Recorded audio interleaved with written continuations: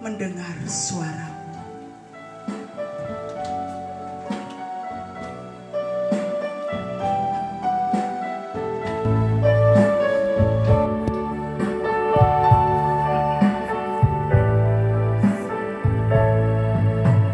Ku ingin mendengar suara-Mu, Tuhanku.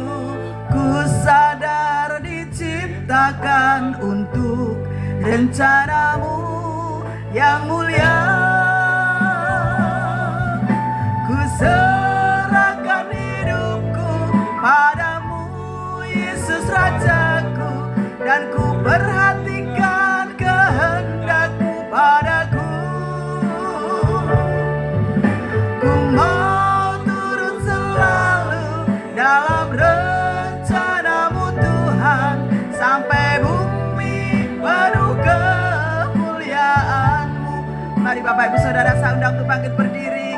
Kita mau katakan, Tuhan ku rindu, ku ingin mendengar suara-Mu, Tuhanku.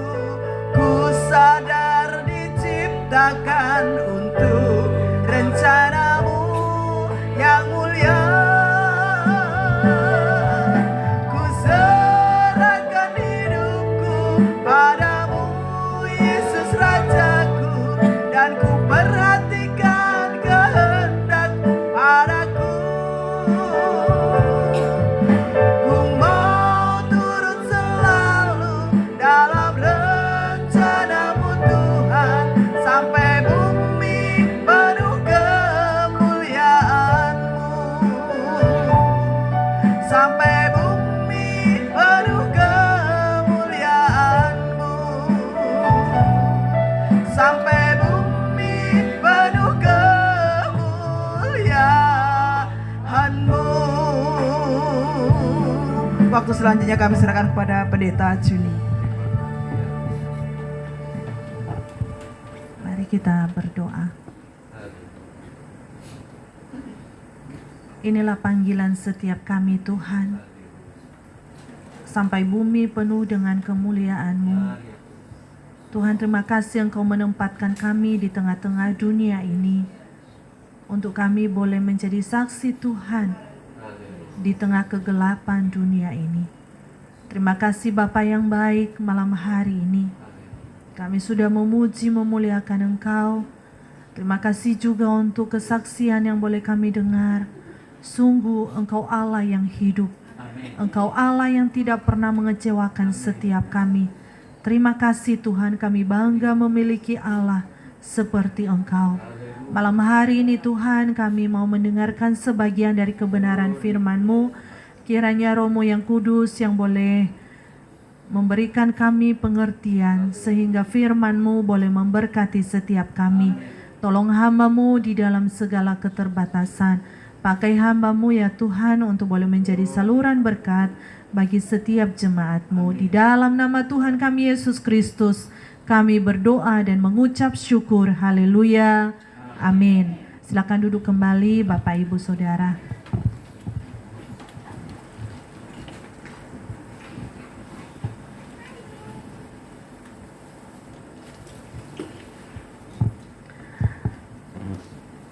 Selamat malam Bapak Ibu Saudara, Shalom. Shalom. Iya, puji Tuhan.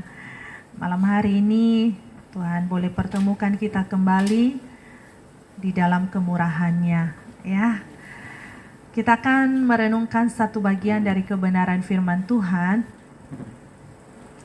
Saya mengajak kita membuka bersama-sama Bapak Ibu Saudara. Kita membuka di dalam Injil Matius pasal yang ke-18.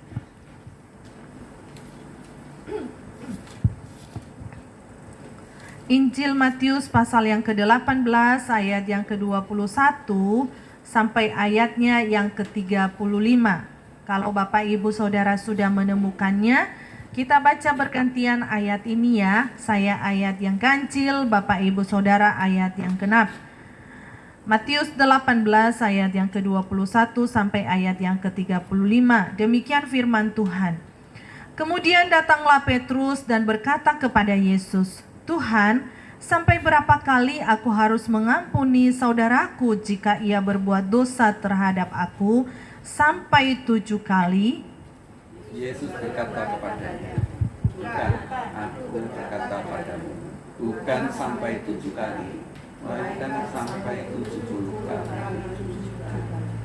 Sebab hal kerajaan surga seumpama seorang raja yang hendak mengadakan perhitungan dengan hamba-hambanya.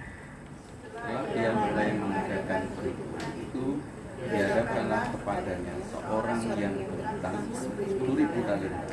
Tetapi karena orang itu tidak mampu melunaskan hutangnya, raja itu memerintahkan supaya ia dijual beserta anak istrinya dan segala miliknya untuk pembayar hutangnya. Setelah hamba itu menyembah dia, katanya, sabarlah dahulu, semuanya akan lunasi. Lalu tergeraklah hati raja itu oleh belas kasihan akan hamba itu, sehingga ia membebaskannya dan menghapuskan hutangnya. Ketika hamba itu keluar, dia bertemu dengan seorang hamba lain yang berhutang 100 dinar kepadanya. Dia menangkap dan mencekiknya, katanya, bayar hutang. Maka sujudlah kawannya itu dan memohon kepadanya, sabarlah dahulu, hutangku itu akan kulunaskan. Dia menolak, lalu tidak menyerahkan kawannya itu dalam penjara sampai ia melunasi hutang.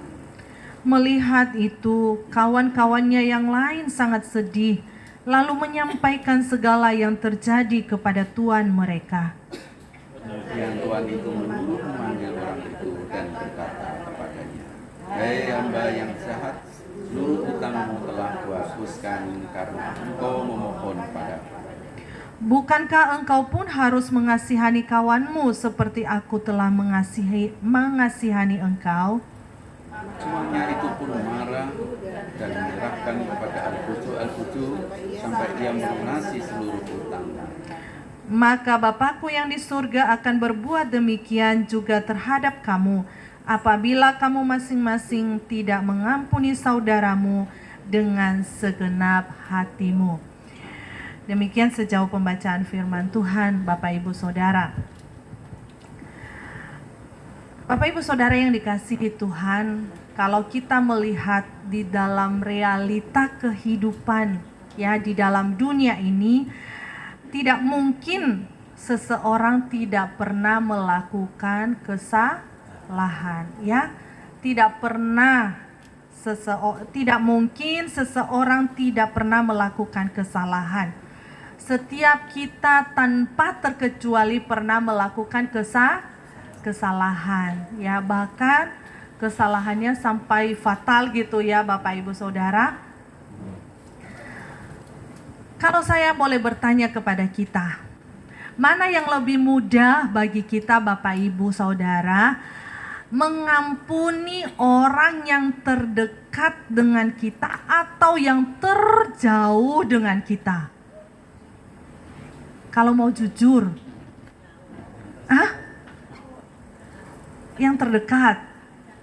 Oh, yang terjauh ternyata gitu ya Bapak Ibu Saudara. Yang terjauh. Kenapa alasannya? Gak ketok gitu ya. Gak kelihatan mata. Sudahlah, sudah gitu ya. Ya paling ketemu satu kali di mall. Wah paling gitu. Kalau ketemu ya paling satu kali kumpul keluarga. Kan gak saben minggu ketemu keluarga bukan? Ya, kita dengan mudah mengatakan yang terjauh. Yang terdekat. Saya tak halus dada gitu ya. Mencek no katanya gitu ya. Bapak Ibu, kadangkala orang yang terdekat dengan kita ini susah untuk kita mengampuni. Susah untuk kita memaafkan. Betul apa betul? Betul gitu ya saudara. Satu ketika saya pernah ketemu seseorang, dia bilang begini, apa ya Bu Juni? Teman saya ini dia punya mertua gitu ya, punya mertua. Mertuanya itu api Bapak Ibu gitu ya, api. Sampai anaknya diopeni, sampai sampai keperluan mereka pun diperhatikan. Tapi mantu ini bilang begini, aduh gitu ya, saya enggak mau diperhatikan kayak gitu. Oh gitu ya, saya jadi bingung gitu ya. Kalau saya jadi menantu saya senang gitu ya.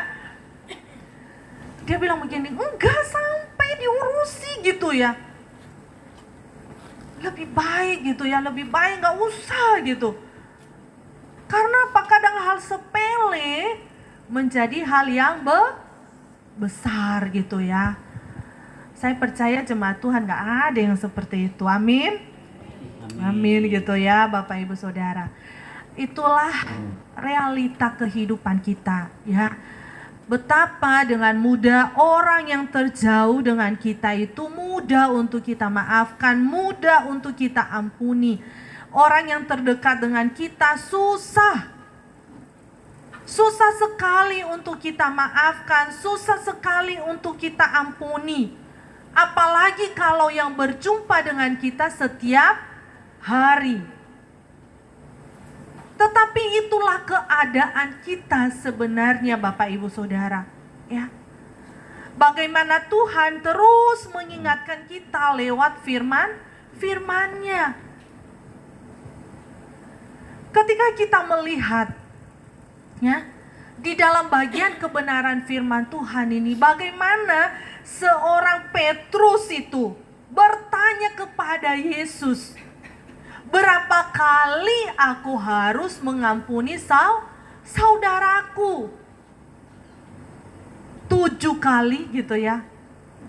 Bapak Ibu Saudara, kalau kita mengampuni 1 kali berbuat salah, dimaafkan. 2 kali, gimana Bapak Ibu?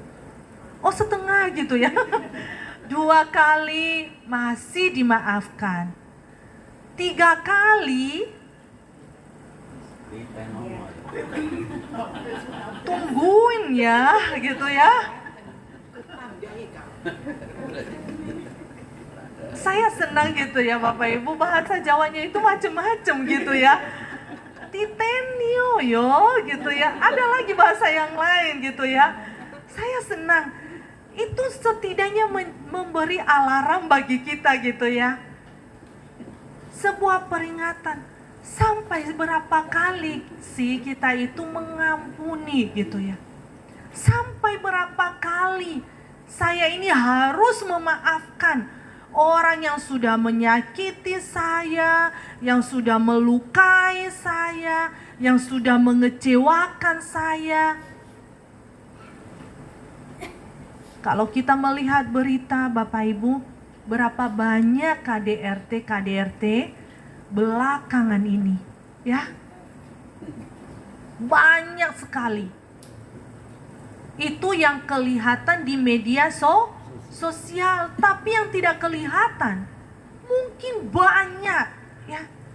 Berapa banyak para wanita, anak-anak tidak memiliki keberanian gitu ya. Untuk apa? Untuk melaporkan berbagai kejahatan. Masih segar di ingatan kita beberapa waktu yang lalu di daerah Sidoarjo ya. Ketika saya melihat video itu Bapak Ibu, saya nggak lihat sampai terakhir ya, awalnya. Saya secara manusia ya, ketika dia mengambil kayu atau besi dari dalam lemari itu ya, langsung tak tutup videonya. Saya nggak kuat gitu ya. Setelah ditelusuri, katanya dia pengacara, dia juga hamba Tuhan. Ternyata bukan hamba Tuhan ya. Ternyata bukan hamba Tuhan di sebuah gereja, bukan ya. Setelah diklarifikasi Bapak Ibu ya. Siapa orang yang tidak terluka? Siapa orang yang tidak tersakiti? Luka itu ya ditinggalkan oleh karena perbuatan, tingkah laku. Sampai anaknya nggak berani gitu ya melerai orang tuanya, takut mungkin dipukul gitu.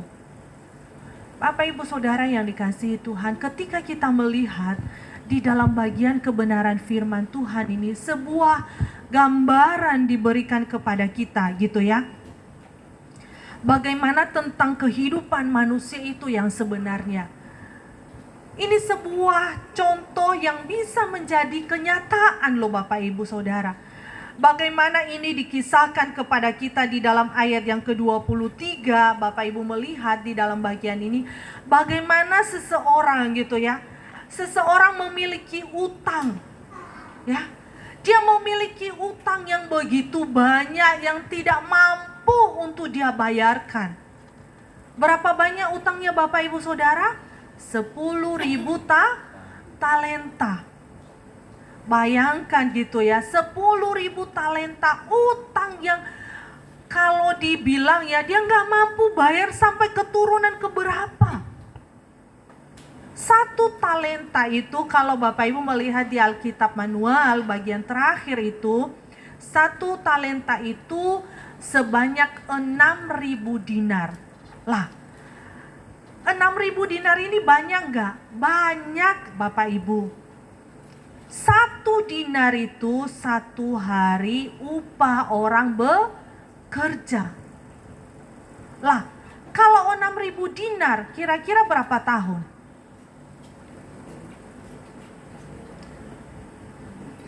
365 hari dalam 1 tahun. Ya. 6.000 dibagi 365. Ini masih 1 talenta Bapak Ibu. Berapa talenta tadi? 10.000 talenta ya. Bapak Ibu bisa melihatnya di dalam ayat yang ke-23 dan 24. Sebab hal kerajaan sorga seumpama seorang raja yang hendak mengadakan perhitungan dengan hamba-hambanya. Setelah ia mulai mengadakan perhitungan itu, dihadapkan kepadanya seorang yang berhutang 10.000 talenta. Bayangkan Bapak Ibu Saudara gitu ya. Sampai punya cucu, punya cicit gitu ya. Gak mampu dibayar. Utangnya sedemikian banyaknya.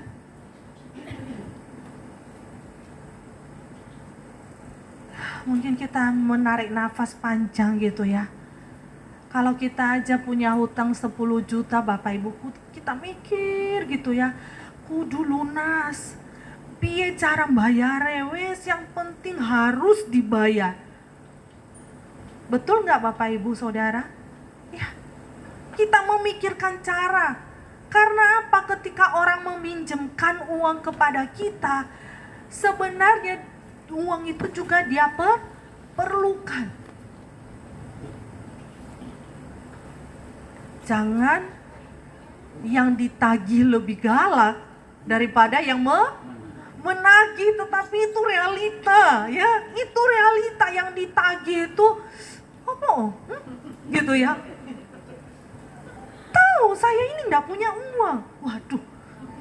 Wah, kita dilabrak gitu ya Bapak Ibu Saudara, kita dilabrak. Kadang pintu rumah dicariin, nggak ada orangnya, pergi. Padahal ada di dalam gitu ya. Itu realita, ya, di luar sana seperti itu. Orang ini nggak mampu bayar. Orang ini nggak mampu bayar, dia datang bersujud kepada raja. Tuan, aku ini nggak mampu bayar. Sampai dikatakan anak istrinya gitu ya. Semuanya diikutkan gitu ya. Dimasukkan penjara. Lah penjara seumur hidup ya, kalau dia umur 30 sampai seumur hidup 80 ya. Gak berimbang Bapak Ibu Saudara, utangnya segitu banyak Tetapi kita boleh melihat di dalam bagian ini bagaimana raja ini berbelas kasihan. Utang ini dibebaskan. Lego gitu ya. Seandainya saya yang punya hutang begitu ya Bapak Ibu, seneng gak? Senang, saya lari gitu ya. Saya berteriak, puji Tuhan, bebas gitu ya. Bukan hanya satu kali kata bebas ya, bebas, bebas, bebas gitu ya. Bebas Bapak Ibu Saudara. Hutangnya dibayar lunas. Coba ya, kalau dari surat utang piutang ada sebuah stempel di bawahnya itu loh Bapak Ibu, kecil, dari lembaran-lembaran bagian belakang, lunas. Kira-kira seneng gak? Wah, lego. Puji Tuhan, senangnya bukan main. Betul? Itu yang dirasakan orang ini Bapak Ibu Saudara. Dia pulang dengan ringan langkah. Wah, puji Tuhan, lunas, utangnya sudah dibebaskan. Belum jauh dari pintu itu, apa yang terjadi? Ada orang yang berutang gitu ya. Ada orang yang berutang gak seberapa. Dia lupa akan kemurahan yang dia sudah terima Bapak Ibu Saudara. Lupa akan kebaikan yang sudah dia alami. Ketika dia sampai di luar, dia melihat ada orang yang berutang kepada dia. Berapa utangnya? Hanya 10.000 dinar. 10.000 dinar Bapak Ibu Saudara. Sebentar, saya lihat dulu. 100 dinar ya Bapak Ibu Saudara. Di dalam ayat yang ke-28. Ketika hamba itu keluar, ia bertemu dengan seorang hamba lain yang berhutang 100 dinar. Ya, 100 dinar itu banyak gak? Enggak, hanya 100 hari orang bekerja. Enggak sampai 1 tahun gitu ya. Enggak sampai 100 tahun. Enggak sampai 1 tahun gitu ya. Enggak sampai 1 tahun. Berimbang enggak saudara? Di sini utangnya segitu banyak di sini enggak seberapa. Kalau saya boleh bertanya, layak enggak ya untuk dia nagih? Woi, bayar utangmu. Layak enggak?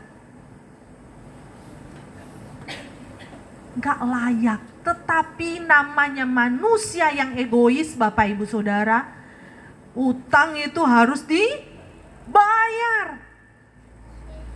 Dia tidak ingat harusnya dia, istrinya, anaknya harus masuk penjara. Tetapi yang dia perlakukan terhadap orang yang punya utang 100 dinar ae lo. Wes, tangkap, masukkan di dalam penjara. Kira-kira Bapak Ibu Saudara, kalau kita ada ya di situasi itu menyaksikan gitu ya, orang yang 100 dinar ini pastilah dia memelas, Tuhan tolong maafkan aku, utangku pasti aku bayar, tunggu waktu saya masih belum punya uang. Kalau kita yang menjadi saksi di situ Bapak Ibu Saudara, kira-kira orang ini kita mau ngapain? Gitu ya. Pasti omongan yang gak enak keluar. Wah, ini orang gak tahu terima kasih. Wes ditolong, wes diampuni, wes dimaafkan, wes dilunaskan utangnya. Ini orang hanya utang sedikit aja, ditagih sampai dimasukkan di dalam penjara. Bapak Ibu Saudara yang dikasihi Tuhan, itulah gambaran sebenarnya ya, gambaran kehidupan kita gitu ya, gambaran kehidupan kita.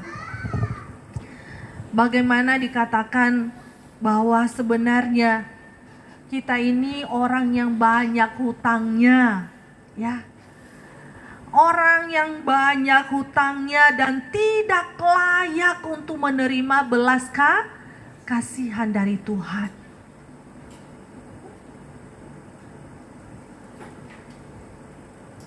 Bapak Ibu Saudara yang dikasihi Tuhan, kita orang yang tidak layak untuk menerima kemurahan Tuhan.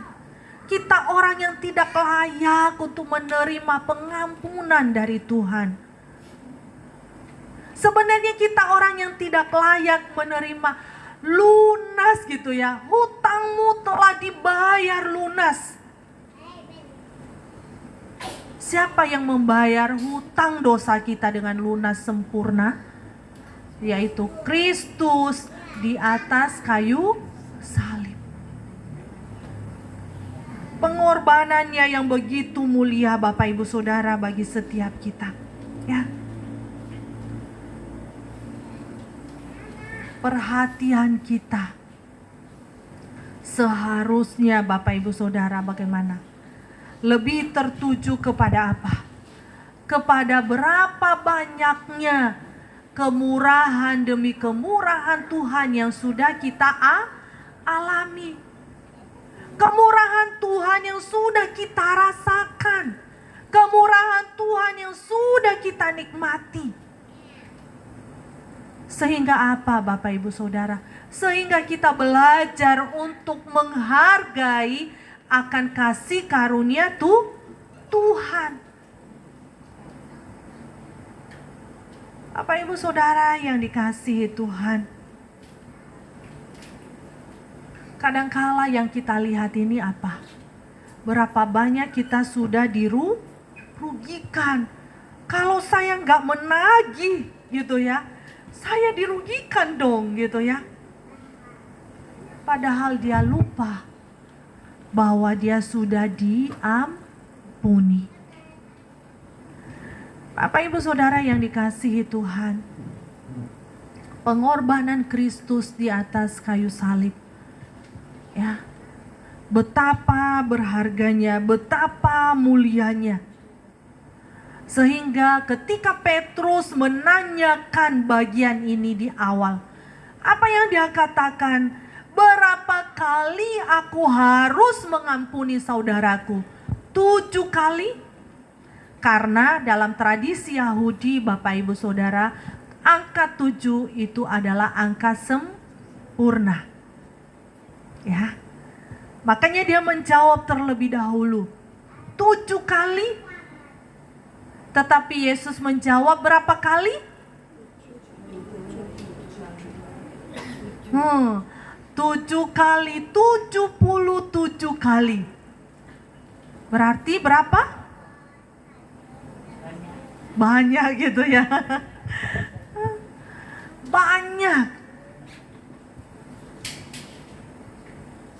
Bukan hanya sebatas saya ampuni satu kali, sudah berbuat salah. Minggu depannya saya buat Bu Nini tersinggung lagi. Ya tak maafkan Bu Juni. Tapi dihitung, ini sudah kedua loh. Ya. Ini sudah kedua. 1 bulan berikutnya saya lupa. Kalau saya sudah berbuat salah gitu ya. Bu Nini tersinggung lagi. Bu Juni ingat, sudah ketiga kali. Ya, 3 kali buat saya tersinggung. Keempatnya bagaimana Ibu? Bapak meledak gitu ya. Bu Juni gak ingat Bu Juni loh sudah 3 kali sudah melakukan kesalahan. Ya Tuhan gitu ya gitu. Wah, ternyata kesalahan saya diingat, dihitung ya. Bukan demikian Bapak Ibu Saudara. Mungkin ada Bapak Ibu di sini yang sudah membangun ke rumah tangga gitu ya. Sudah usia 30 tahun lebih pernikahan. Ada banyak suka duka yang sudah dialami, sudah banyak dijalani. Pahit manisnya kehidupan keluarga, rumah tangga. Rasa sakit hati. Ada enggak? Enggak ada. Enggak ada yang ngaku gitu ya. Rasa kecewa, dilukai. Bukan hanya di dalam keluarga Bapak Ibu Saudara. Di dalam sebuah komunitas. Ya. Kehidupan bergereja. Ada gesekan enggak? Oh enggak ada. Enggak ada ya. Di luar sana gitu ya. Pasti ada gesekan. Gak usah jauh-jauh. Masalah seragam Milo. Bisa ribet nah? Bisa. Yang ini suka warna biru, yang situ suka warna merah. Yang di tengah-tengah minta warna kuning. Wah, nyatukan pendapat ini mudah? Enggak. Kalau yang biru tidak diikuti, tersenyum gitu ya. Kita menjadi serba salah. Karena kita hidup berkomunitas. Tidak ada manusia yang hidup sendiri, ya. Bersyukur Bapak Ibu Saudara, kalau di wilayah Tengger itu suka guyup gitu ya. Apa-apa cepat sekali mengambil keputusan. Oke gitu ya. Karena guyup. Itu yang patut kita syukuri, ya. Itu yang patut kita syukuri. Karena apa? Itu sebenarnya Bapak Ibu Saudara tingkat kedewasaan iman, ya. Ketika seseorang bertumbuh di dalam iman, maka itu juga mempengaruhi pola pikir, mempengaruhi setiap keputusan yang diambil, ya. Puji Tuhan Bapak Ibu Saudara. Di tengah keluarga pun ketika berselisih pendapat, suami, istri, anak kadangkala bela mama, yang satu bela bapak. Kadang-kadang ada gesekan gitu ya. Apakah harus tetap kekeh gitu ya, membela kebenaran gitu ya, padahal sebenarnya salah gitu ya. Kadangkala kita egois, ya. Butuh kerendahan hati, butuh kesabaran. Di atas semuanya itu butuh kasih, ya. Butuh kasih Bapak Ibu Saudara, ya. Butuh kasih. Karena apa? Kalau kita sudah terlebih dahulu dipulihkan oleh Tuhan, terlebih dahulu menerima pengampunan, maka kita juga terhadap sesama boleh menjadi pribadi yang pengampun. Ya, pribadi yang mau mengampuni, pribadi yang suka memaafkan. Bukan menyimpan kepahitan, bukan menyimpan kemarahan, bukan menyimpan luka. Karena apa Bapak Ibu Saudara? Semakin lama luka itu dirawat, kalau luka di kulit itu semakin lama semakin dibersihkan, rajin dirawat, cepat sembuh. Tapi kalau luka hati terus dipelihara, tidak pernah dibereskan, semakin apa? Semakin menganga gitu ya, lukanya tambah lebar, kecewanya tambah besar, apalagi kalau dikomporin, tik gitu ya, wah meledaknya cepat sekali.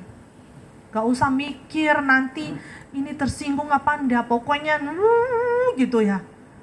Bapak Ibu Saudara, ketika kita sudah menerima pemulihan dari Tuhan, pengampunan dari Tuhan yang begitu luar biasa, maka kita menjadi pribadi yang pengampun bagi orang lain.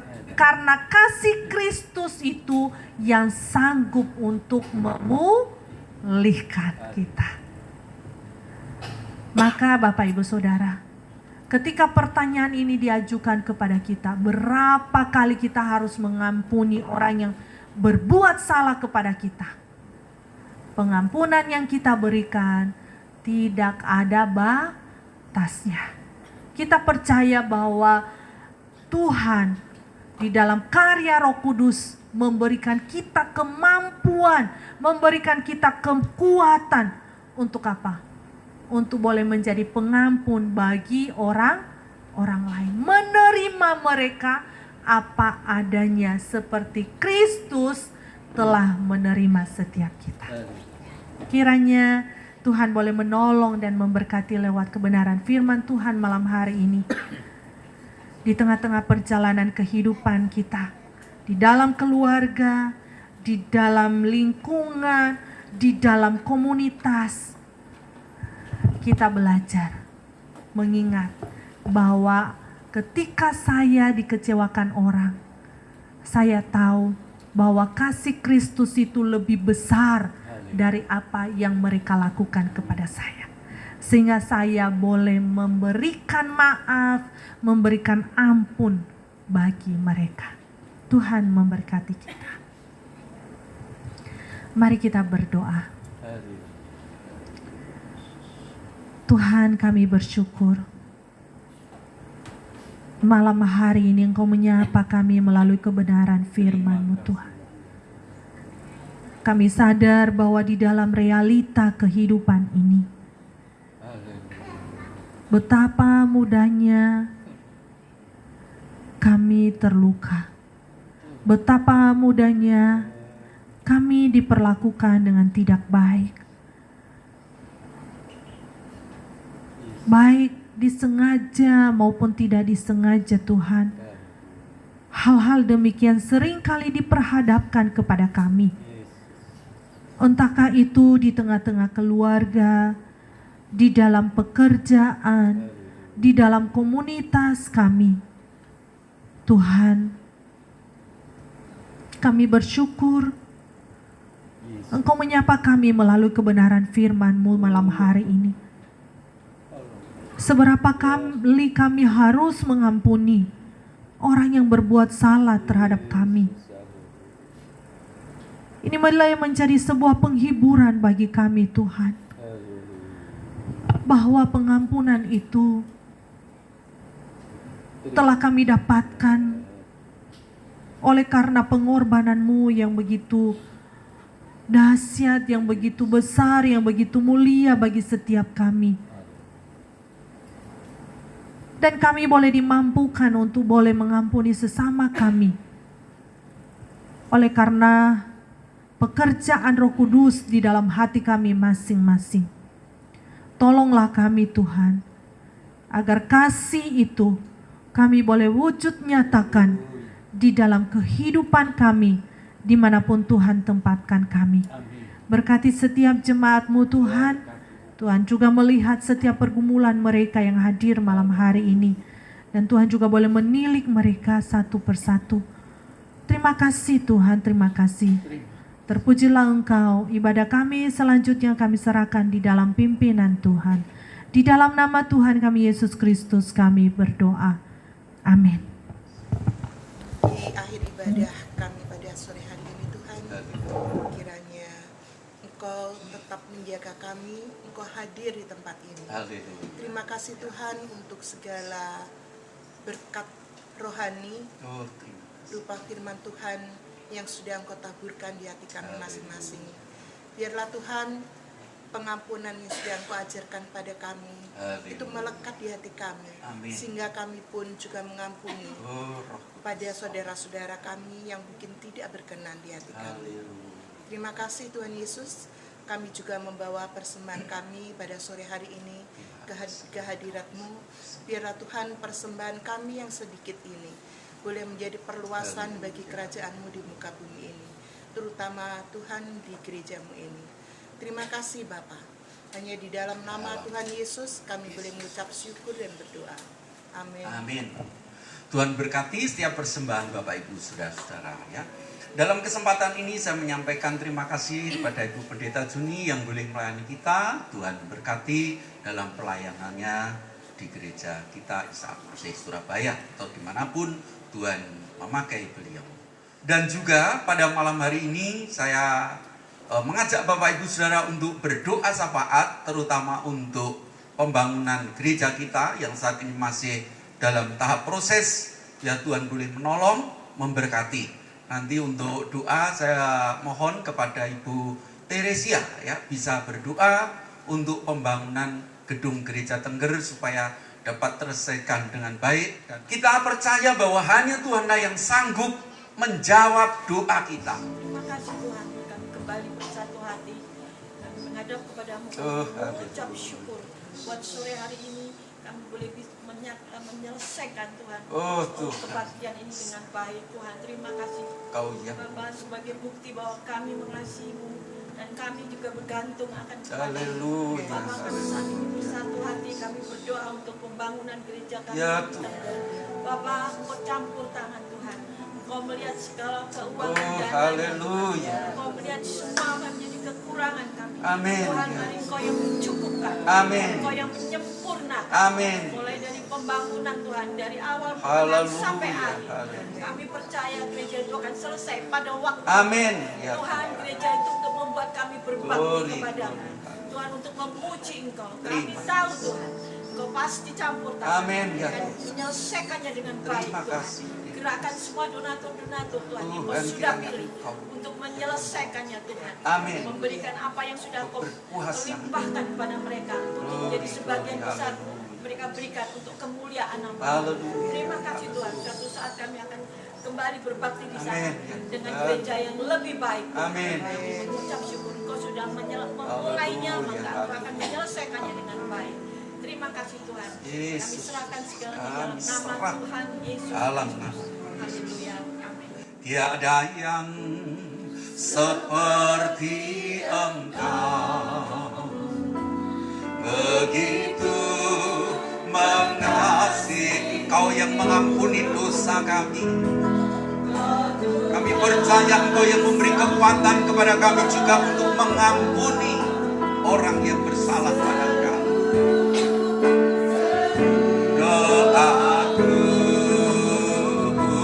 tiada yang seperti Engkau, begitu mengasihiku.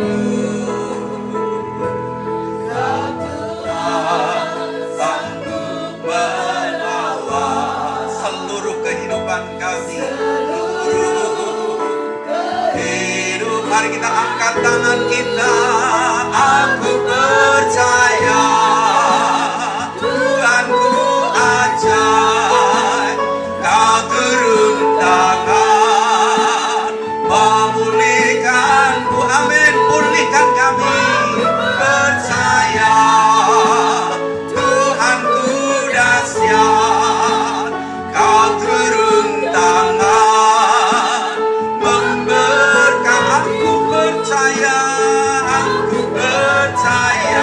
kepada Ibu Pendeta Juni kami persilakan untuk mengakhiri ibadah kita KTM pada malam hari ini.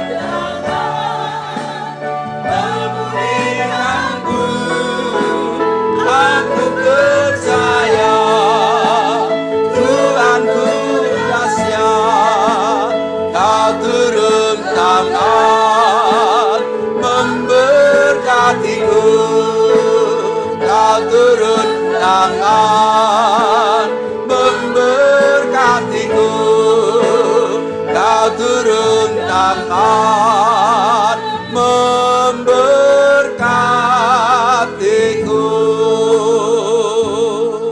Bapak Ibu Saudara yang dikasihi Tuhan, marilah kita pulang bersama-sama dan menerima segala berkat dari Tuhan.